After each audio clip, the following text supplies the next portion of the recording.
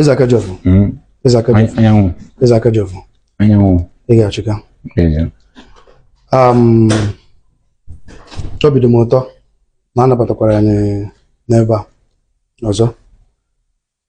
Onye m kpọbịa n'obu ga-adị taa wụ Barrister Uche Okwukwu, onye na-azọ ọkwa President General Ọhaneze ndị Igbo. Ụfọdụ ndị ajụọla ajụjụ ihe mere m ji dị more concerned na ihe gbasara Ọhaneze. Ma na-agwa ha sị na adị m concerned maka na ụmụ onye Igbo and ihe anyị na-emewe ịchịkọta Igbo ọnụ. Igbo bụrụ ihe m jikwenụ bịawa wụ na alaeze na-akpọkọta Igbo ọnụ, both at home and in diaspora. Onweta a ga-esi kwuo okwu ịkpakọta Igbo ọnụ ma ọwụkwa Obugad na Akajofu. Onye nwe onye Barrister Uche Okwukwu. Aga m achọ ka ya nwejiri anyị kọwachazie. Barrister, thank you. Is this necessary? His mic. nwoke mmanụ ndị a na-eduru nne ndị na-relax ndị a na-eduru nne na ụzọ ma ọ bụ onye ọbụla nụrụ anyị. Eze, ị pụrụ iche.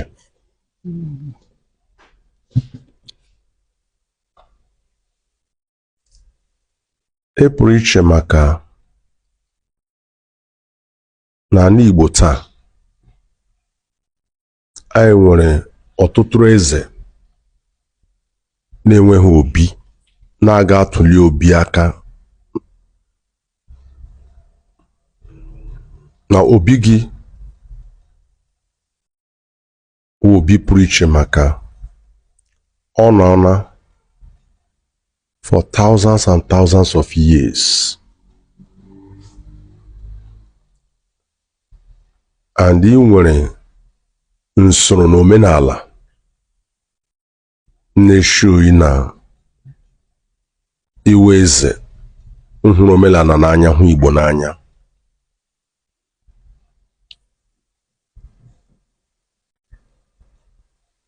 Last time m bịara, between now and then and now,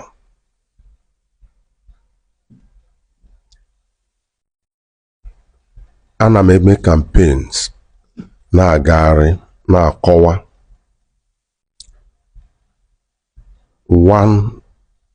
why m ji believe that na I'm eminently suitable for the office of the President General. Maka na one, Constitution 9 ndị Ọhaneze Article 11 sọtọnụ ndị Igbo na Rivers State. Ndị Igbo ahụ wụ ndị Igbo Ikwere, ndị Igbo Ekpe, ndị Igbo Obi Igbo, ndị Igbo Eche, Ọgba, Ndọni na ndị Egbema. The three communities Egbema nwere nọ na Rivers State. Maka anyị nwere Egbema na Imo, anyị nwere Egbema na Rivers State. Ihe anyị na-ekwu Egbema ke nọ na Rivers State.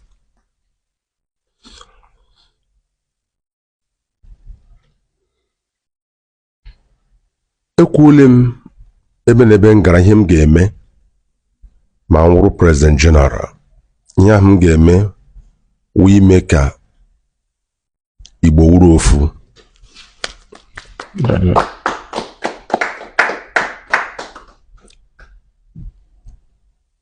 Just like ote ndị Yoruba ji kwerikọta na ha wụ ofu shitekwe akụkọ Edo na Edo State up to Igbo Mina and Kaba na Kogi and Kwara State. N'ike onye nwe anyị shite ala Ikwere ruo Ịgbanke na Edo, ruo ndị na-asụ Igbo na Benue na ndị na-asụ na Akwa Ibom na Cross River. Ebe na ebe ị nọ iwu onye Igbo, ị ga-enwe protection ka onye Igbo. In the last 30 years, agara m Igbo Oji. In 1995, emere m legal advisor Eastern Nigerian Student Association.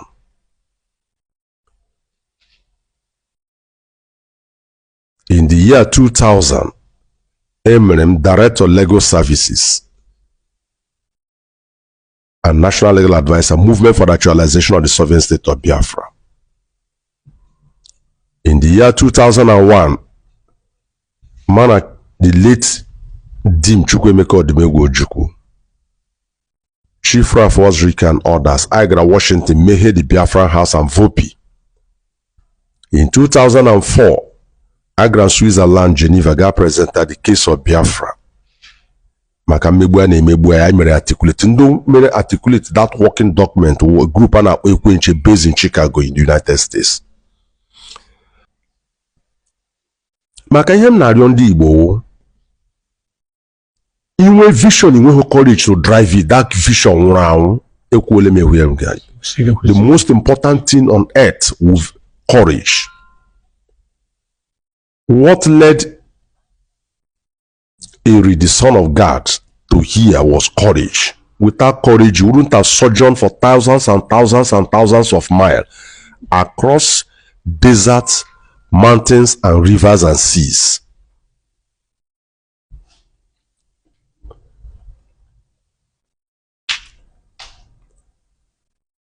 In 2018, onye na-achị obodo Nigeria then, President Muhammadu Buhari, kwere that na na-emegbu ndị Igbo after several agitations, which is still going on now.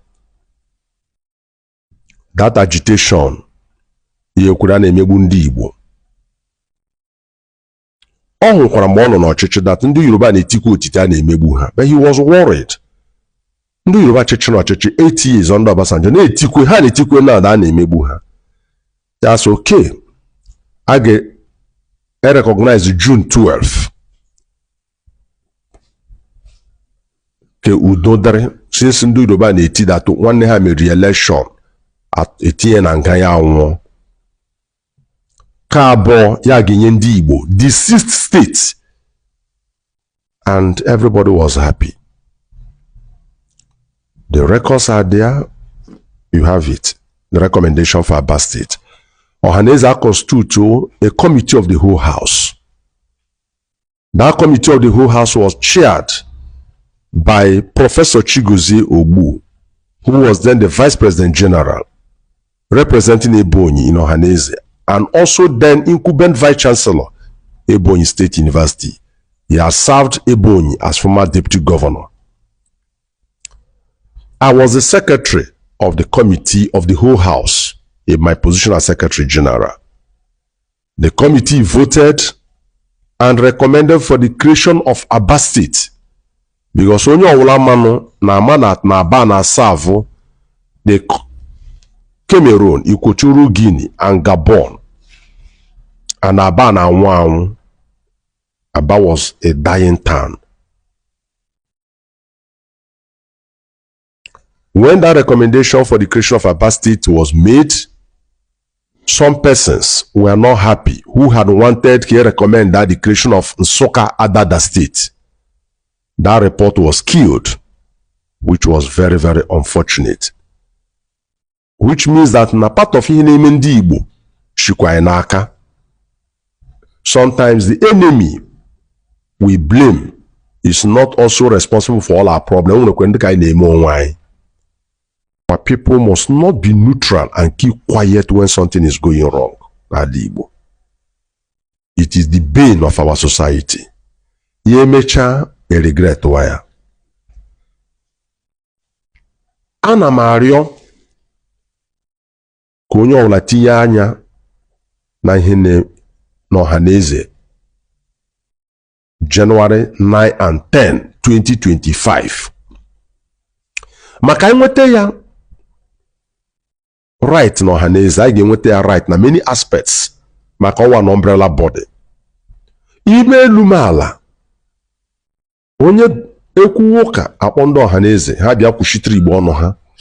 Shika. Ha ga-kwuo ihe na-awụghị ọnụ Igbo is binding on you and I. Maka a ga-asị na ihe ha bịara wụ kwuru ndị Igbo. Therefore, we must insist that the right thing should be done to produce the right kind of people m ga-ekwuchitere ndị Igbo ọnụ ha. Ekwuole m sị na Chineke mee ebere nwụrụ President General, anyị ga-akpọpụta ụmụ nwanne anyị na Benue, Akwa Ibom, Cross River na Edo, ha abata Ọhaneze.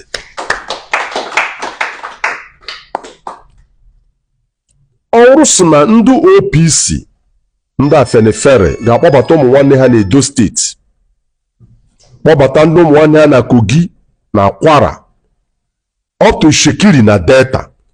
Anyị ga-akpọbata ụmụ nwanne anyị na those states mkpọrọ aha ka ha bata, maka agwụrụ ọgwụla chọrọ ito eto na-achọ ụmụ nwanne ha.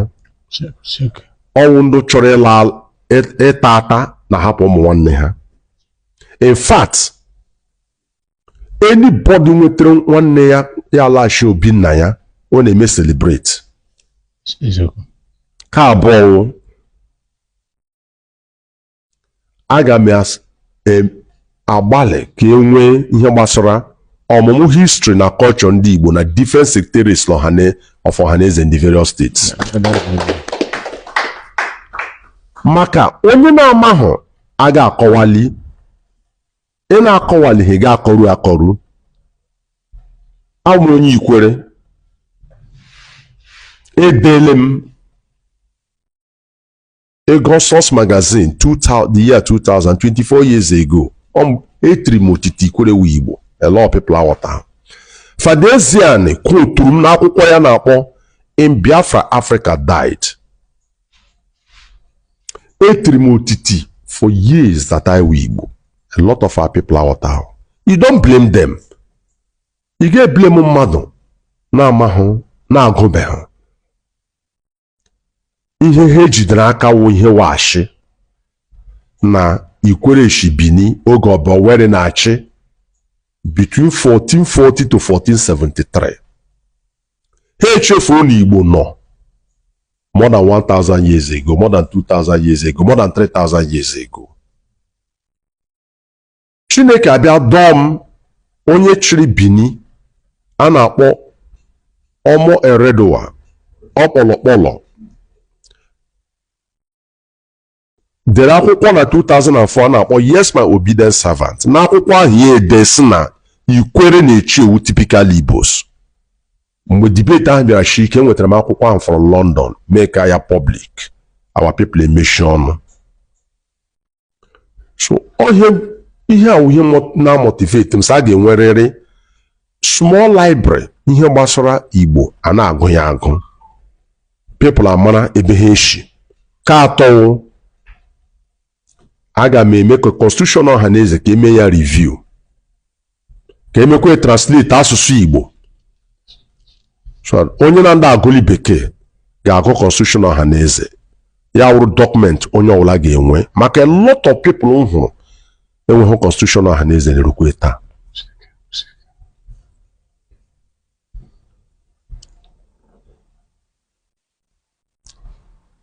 Arịrịọ na-arịọ wụ na onye ọbụla ga-etinye ọnụ n'ike onye nwe anyị, tinye echiche, tinye eromero ke President General mbịa Rivers State bịakwato onye ma ebe ihe ọ ga-eme na ebe anyị si abịa na ebe anyị na-aga. By the grace of God, if we get it right, Igbos will be more united and stronger. Eze, ọnụ gị ruru n'okwu.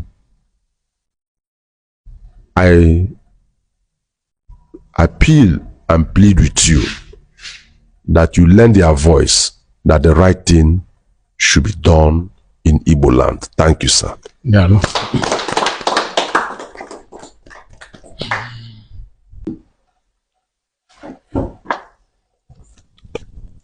Ngị bụ ewu agbọkwa n'ebe ịtala. His Majesty ka ikene gị.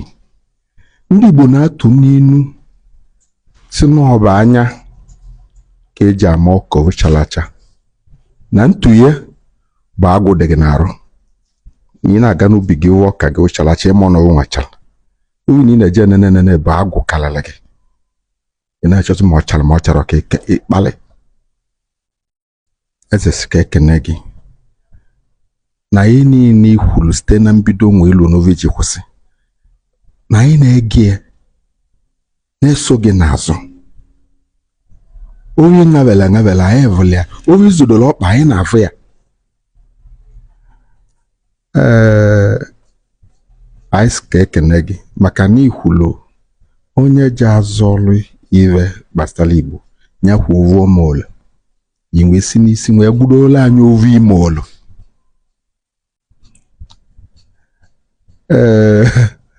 Amarọ m ka m mesi hụ ya maka na onye enwe nọ n'ibe enwe ebe Eze Chukwu Emeka ere ejere akwụkwọ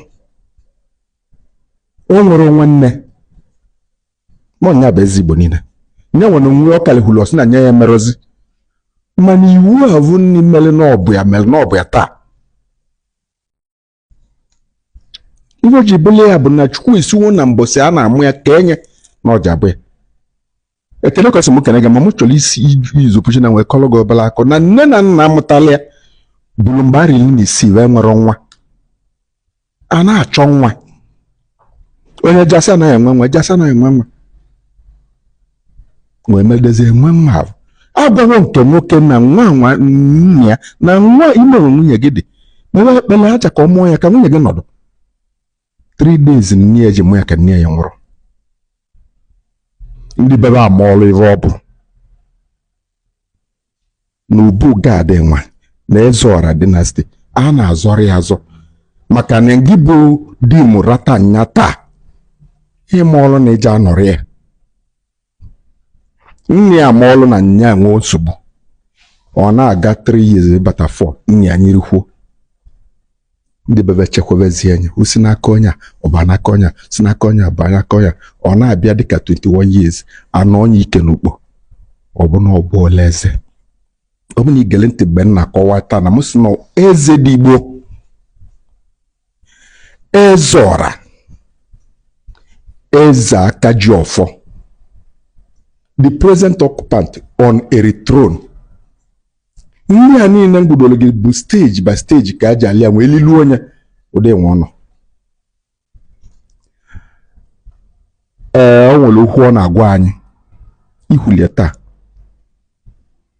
n'Igbo jabụlila ovu na nsogbu dị na ya n'Igbo kwụsị n'Igbo nwe udo mba ụwa enwe udo. Anyị kenele gị anyị nụrụ ebe ikwuru ịgwakwuli okwu nakwesị m kene gị deje udo dịle gị. Ọkaiwu Uchenna ekelele gị. Okwu abụrụli maka na ị na-ekwu okwu ọ na-atọ ihe ekwu bụ na ibe mmadụ kwuru n'ọnụ ka eji ekpe ekelele gị biko mmasị na Chukwu mmele ọ bụ na ọtata ka anyị jikọtere ka anyị jikwa Igbo ọnụ ibe ọbụla anyị jikwa ego Igbo ọnụ Igbo akụlọ Igbo adịla mma maka gịnị ịkọwago ọtụtụ ibe ibisi wee bido ma president university kpọkọta ndị university ma nke imere nke a ikesi anyị nọcha n'ebe a ọ na anyị nọrị iwe na-eme maka na anyị nene ebe nwere onye bụ 30 years na nọ 50 40 wee gbago n'ọnọdụ ka ndị na-abịa ebe a ndị Igbo na-abịa ebe a ma ebe ọsịmpụ ebe ọ dị ebe a etu aka ebe a si wee dị nsị na oge chi onye vụrụ bụ nya bụ ụtụtụ ya mmụ ma nke nwa bụ onye Igbo amara be nna gị ọfụma ma ga amali na Sokoto Kanifet iwesiela ibe ka aga na Sokoto Kanifet ya ekpe ekpele wa bụrụ ovu iwesi ndị Yoruba ike aga na Odudua enweli gate Odudua Yoruba na-ejikọ ọnụ kpee ekpele ibu ụzọ na-adịrọ etiere ọkpa ụzọ eme gịnị ụzọ dị ebe a mma sị nọ Chukwu mere n'oge dị etu a ka ọ ya abụ dịka etu o si gwa gị bụ my cabinet member mụnwa achụkwuru nọ na siti a n'abalị m ọsọ nọ gị kwuru asị na m elugogo ntị ọnụ Igbo wa na-eme gịnị mana eziokwu dị n'ime bụ na ị na-anya mana oge dị eto ka o ji eme mana oge o ji eme bụ oge Chukwu kwetele ndị anya nwa bụ ụgbọala aga n'oge dị ebe ọya dabụ n'oge Chukwu emeke for 5 years 4 years 6 years mmadụ ada n'onu ya nwere ya mara onye ọbụ na ntị mkpu oje na village community ọbụla na Igbo dịkwa olu ebe ọ na-eti mkpu njikwoke n'okwu na unu na-asị bịa unu kwetele dis onye si mba na emekọta onye ọzọ ekwu avụ na onye nwatakịrị dị etu a na-akọnvinsi okenye mmadụ na onye Igbo ka ịbụ o dị ekwubu ya mbụ imego ọha na eze sekretarị jeneral mma agwa gị eziokwu n'ọsọsọ onye bụ ike dị ife ike ga na-ewu nchilichi ebe a bụ ife nwagolunu gbaa mbọ o mere nya bụ dati arụ ahụ bụ nya bụ chairman na a committee na World Festival ọ gbalị mbọ ife dị mkpa bụ ka o jikọ ndị Igbo niile ọnụ bụrụ bịara ebe a ya bụ na ofu mmadụ ede ma bụ onye ka njikwu na oge nke Chukwu bụ nya nke megịnị nya nke mma adị ama anyị na-ekwu olili festival enwere oge nna eze enwe dị oge mpempe nọ na Lagos ihe mma bụ na oge eluo dịka 12 o'clock ndide nlotera mbọsa eke mana ọnwa Novemba bụ ọnwa asatọ enwere ike na-agara ụzọ mkpọ mmadụ ndị Igbo nọ nso mmadụ ịtọ mmadụ nsị ya ka ikpe ekpere maka olili eri ọsị m nje gote mmanya Fanta gote ọjị gote nzu kwọrọtọ na owe kpee ekpere pechọtọ enwe ọjị bata mgbe a nọkwa ibe eze asị m na-eme ka na-eme ngwagharị akwa na-achọkwa ibe njeli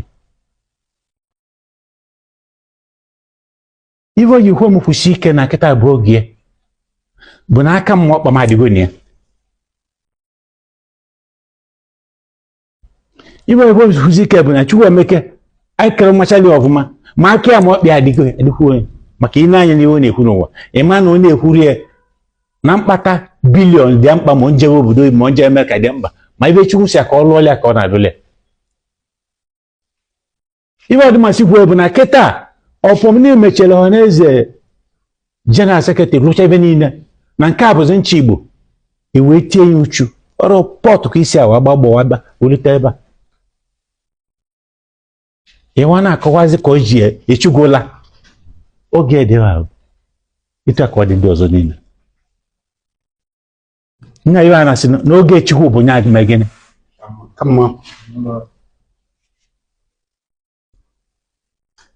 ebe anyị agba mbọ mmenne bụ nọ n'ekpere na-ayịkwa Chukwu nwunye nwa ụwa ndị ibe na-ekenekwe Chukwu bụ na Chukwu na mmụọ ezumezu niile dị n'ala Igbo Chukwu dunyere ọrụ na ha na-alụsi ọrụ ike